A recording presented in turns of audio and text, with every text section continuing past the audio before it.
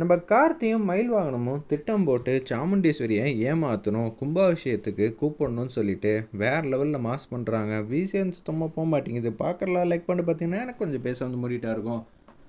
நம்ம கார்த்தி வந்து நடந்த விஷயத்தெல்லாம் வந்து சொல்லலான் இருக்காங்க. அதுக்குள்ளே மயில் வந்து கண்டுபிடிச்சிட்டாங்க. என்ன கார்த்தி, ஏதோ ஒன்று சங்கடமாக இருக்கிற மாதிரி தெரியுதே, எதுவும் பிரச்சனையா? பாட்டியை பார்க்க தானே போயிருக்க, உங்களுக்கு எப்படி தெரியும்? இல்லைப்பா, அங்கே ஏதாவது பிரச்சனை நடந்துச்சா? வேறு எந்த குடும்பத்தை பார்த்து நீ வந்து கவலைப்பட போகிற? அதனால தான் சொன்னங்கிற மாதிரி சொன்னோன்னே, ஆமாம்மா, நீங்கள் யூகிச்சது கரெக்டு தான். பிரச்சனை என்னமோ கிராமத்தில் தான் அப்படின்னு சொல்லிட்டு இருக்காங்க. என்ன நடந்துச்சு? பாட்டி ஏன் கவலையாக இருக்காங்க?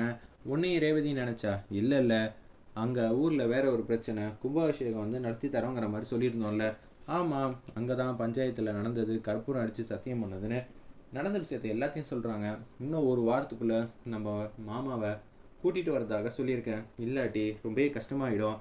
என்னப்பா அது, இப்படியெல்லாம் ஒரு விஷயம் வந்து நடந்துருக்கு. நீ எப்படி இருந்தாலும் ஈஸியாக சமாளிச்சிருவியே. ஆமாம், சமாளிச்சிருவேன் தான். ஆனால் இந்த விஷயத்தில் என்னால் என்ன சொல்கிறதுன்னு தெரியல. இருப்பா அப்படின்னு சொல்லி யோசிக்கும்போது மயில் வாங்கணும் சூப்பரான ஐடியா வந்து சொல்கிறாங்க கார்த்திகிட்ட. கார்த்தி, சூப்பரான ஐடியா வந்து கண்டுபிடிச்சாச்சுப்பா. என்னது கண்டுபிடிச்சிட்டிங்களா? ஆமாப்பா, நானே யோசிச்சு வச்சுட்டேன். என்ன ஐடியா?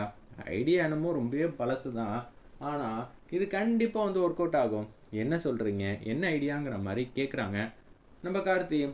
இல்லைப்பா, உன்னை விருந்து சாப்பாடு சாப்பிட வைக்கிறதுக்காக பாட்டி வீட்டுக்கு அனுப்பிச்சி வைக்கிறப்ப நானும் ராஜராஜன் மாமாவும் பர்ஃபார்ம் பண்ணோம்ல, அது மாதிரி தான். நான் இல்லைங்கிறேன், நீ ஆமான்னு சொல்லு, அப்புறமேட்டுக்கு கண்டிப்பாக வந்து நடந்துருங்கிற மாதிரி சொல்கிறாங்க. கேஷுவலாக வந்து உள்ளே போகிறாங்க. தம்பி, முதல்ல நான் ஆரம்பிக்கிறேன், அதுக்கப்புறம் நீ சொல்ல ஆரம்பி அப்படின்னு சொல்லும்போது எல்லாரும் வந்துடுறாங்க. கார்த்தி, உன் இஷ்டத்துக்கு நீ எல்லாம் இது மாதிரிலாம் பேசாத ராஜாங்கிற மாதிரி மயில் வாங்கின வந்து பேசிகிட்டு இருக்காங்க. இதெல்லாம் அத்தைக்கிட்ட வந்து சொல்லிகிட்டு இருக்காத, அப்புறம் தேவையில்லாத பிரச்சனை தான் வரும். என்ன நடந்துச்சு சொல்லுங்கங்கிற மாதிரி ராஜராஜன் வந்து பேசுகிறாங்க. நீங்களும் கலந்துக்கங்க மாமா, ஆனால் நாங்கள் எதுவுமே சொல்ல மாட்டோம். நீங்கள் உண்மையை கேட்குற மாதிரியே பேசணும், சரிங்களா? ஓ அப்படியா தம்பி, சரி அதே மாதிரி பண்ணிடலாம் மாப்பிள்ளைங்கிற மாதிரி சொல்லிட்டு, மாப்பிள்ளை என்ன நடந்துச்சுன்னு சொல்லுங்கங்கிற மாதிரி எல்லாரும் முன்னாடி கேட்குறாங்க. பசங்கள்லாம் வந்துடுறாங்க, ராஜராஜனோட 3 பொண்ணுங்களும். ஆனால் சொல்ல மாட்டேங்கிறாப்புல அந்த இடத்துல நம்ம மயில் வாகனம் எதுவும் பேசாமல் அமைதியாக இருக்காங்க. மாப்பிள்ளை நீங்களாவது சொல்லுங்கன்னொன்னே 3 பொண்ணுங்களும் வந்து யோசிக்கிறாங்க. அப்பா என்னப்பா நடக்குது தெரியலம்மா, அதனால தான் கேட்கலான் இருக்கேன். 2 மாப்பிள்ளைங்களும் கண்டிப்பாக வந்து சண்டை போட்டுருவாங்க போல இருக்கே அப்படின்னு சொல்லும்போது நம்ம வெள்ளி வராங்க சந்திரகலா. அவங்க வந்து என்ன நடக்குதுங்கிற மாதிரி கேட்டோன்னே அவங்கக்கிட்ட எதுவும் சொல்ல முடியாது.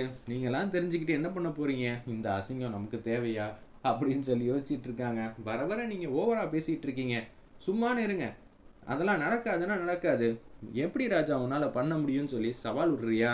இதெல்லாம் தேவையில்லாத வேலை. சாமுண்டேஸ்வரி வந்துடுறாங்க.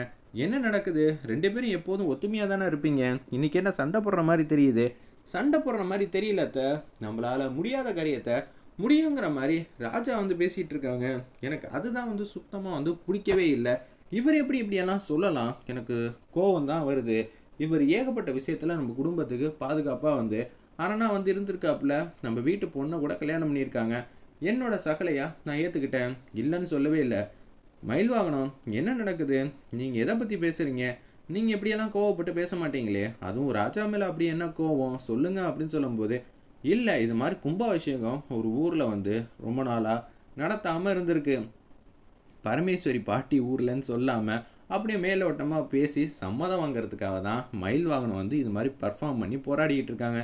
சரி நல்ல விஷயம் தானே, அதை நம்ம கார்த்தி வந்து பேசுகிறாப்புல, நம்ம ராஜா நம்ம பண்ணி வச்சிடலான்னு.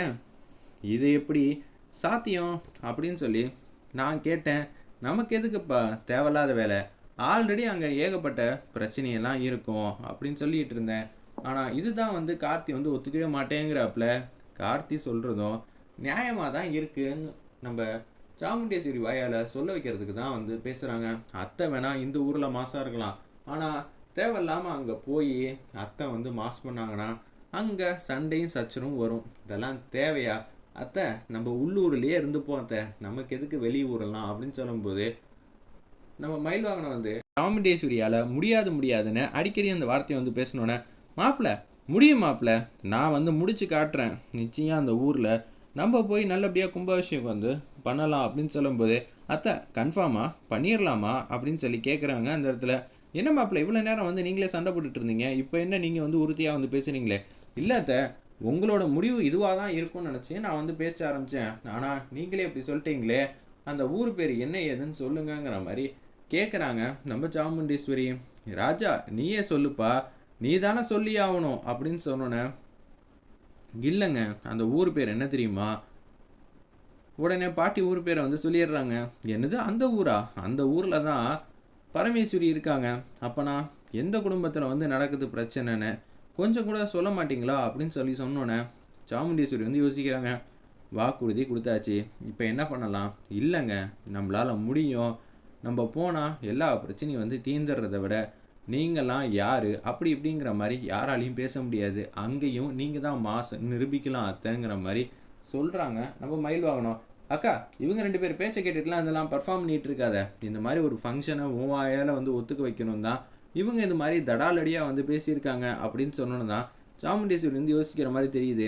உடனே அந்த இடத்துல மயில் வாகனம் வந்து திங்க் பண்ணிக்கிட்டு இருக்காங்க. என்னடா அது சந்தர்களா இப்படியெல்லாம் வந்து பர்ஃபார்ம் பண்ணிட்டா இவ்வளோ நேரம் பட்ட பாடெல்லாம் வந்து வெஸ்ட் ஆகிடும் போல இருக்கே, என்ன பண்ணலாம் என்ன பண்ணலாங்கிற மாதிரி மயில் வாகனம் வந்து சூப்பராக யோசிச்சு, அப்போனா என்ன சாமுண்டீஸ்வரியை டம்மின்னு தானே சொல்கிறீங்க? பாட்டி முன்னாடி பயந்துக்கிட்டு அமைதியாக அவங்க ஊரில் நிற்பாங்கன்னு தானே சொல்கிறீங்க? நீங்கள் சின்ன வயசுலேருந்து சாமுண்டீஸ்வரியை பார்க்குறீங்களே, அவங்க ஒரு வாக்குறுதியை கொடுத்துட்டாங்கன்னா நிறைவேற்றுவாங்க. நீங்கள் போய் எப்படி பயப்படுறாங்க அப்படின்னு சொல்லலாம். நான் எப்படா அதெல்லாம் சொன்னேன்? நீங்கள் முடியாதுன்னு சொன்னீங்களே, போகக்கூடாதுன்னு சொன்னீங்களே, அதுக்கு என்ன அர்த்தம்? அதான் அர்த்தம். மாமா ஆமாம் சாமி சொல்லுங்க மாமா அப்படின்னு ராஜராஜன்ட்ட சொன்னோன்னே, ஆமாம் இவ வந்து இப்படி தான் சொன்னான், அதுக்கு அதுதான் அர்த்தம்.